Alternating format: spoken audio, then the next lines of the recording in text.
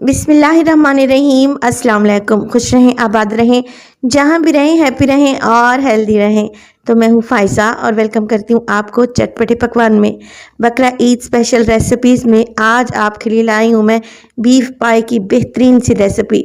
लोगों ने बीफ पाई की रेसिपी को बहुत ही मुश्किल बना दिया है और यकीन करें इसमें इतने मसाले डाले जाते हैं कि बीफ पाई का असल टेस्ट तो निकल कर बाहर ही नहीं आता।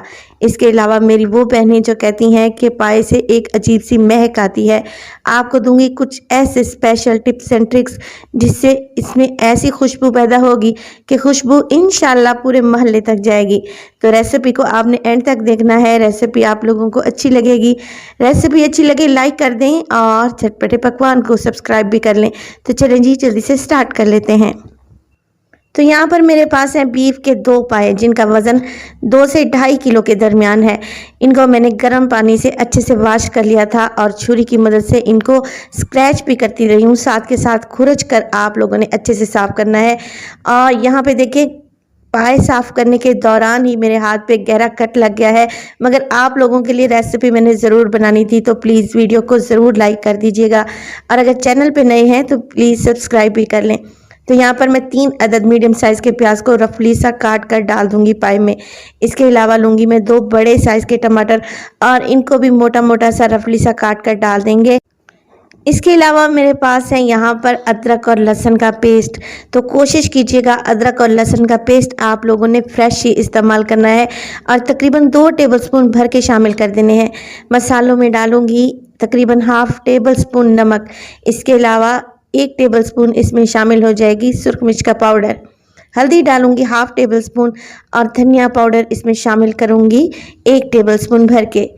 इसके अलावा इसकी हींग को दूर करने के लिए या स्मेल को ख़त्म करने के लिए 2 अदद बड़ी इलायची, 3 से 4 टुकड़े हैं दालचीनी के छोटे छोटे से हैं।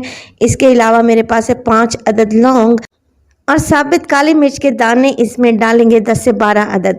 तो ये साबित गरम मसाले आपने लाजमी डालने हैं और साथ के साथ 2 अदद बे लीफ यानी कि तेज़ पत्ते भी शामिल कर दें। अब इसमें डालें पानी। मैं यहाँ पर बड़े से देचके का इस्तेमाल कर रही हूँ। अगर आप प्रेशर कुकर इस्तेमाल कर रहे हैं तो फिर पानी की मिकदार कम कर दें, मगर बीफ के पाए हैं इनको गलने के लिए अच्छा खासा टाइम और पानी दरकार होता है। तो मैं यहाँ पर तकरीबन 2 जग भर के मैंने डाल दिए हैं। तो अगर आप लोग प्रेशर कुकर का इस्तेमाल कर रहे हैं तो पानी की मिकदार कम ही डालिएगा, क्योंकि फिर प्रेशर कुकर के ब्लास्ट होने का ख़तरा रहता है। बस जी यहाँ पर मैंने इसको फ्लेम पे चढ़ा दिया है और पहले मैं फ्लेम को हाई रखूँगी और हाई फ्लेम पे इसको उबाल आने देंगे। तकरीबन 10 से 15 मिनट के बाद देखें यहाँ पर जो टमाटर मैंने डाले थे बड़े बड़े से मोटे मोटे से काट कर, उनका छिलका मैं रिमूव करने लगी हूँ, क्योंकि छिलका बहुत मुश्किल से गलता है, सॉफ्ट होता है और जब ये ग्रेवी में मुंह में आता है तो बिल्कुल भी अच्छा नहीं लगता। तो कोशिश करें सारे छिलके आप रिमूव कर लें। दोबारा से ढक्कन लगा दें और इनको पकने दें तकरीबन 3 घंटे के लिए। अब यहाँ पर 10 बजे के करीब मैंने पाए चढ़ाए थे, तकरीबन शाम के 5 बज रहे हैं।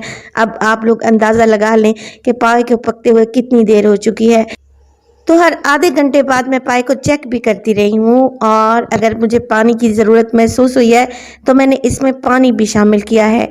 अब देखें इस स्टेज पर पाए पहुँच चुके हैं कि इनमें जितनी ग्रेवी मुझे चाहिए थी उसी हिसाब से गाढ़ी हो चुकी है और ये अच्छे लेसदार और गल भी चुके हैं।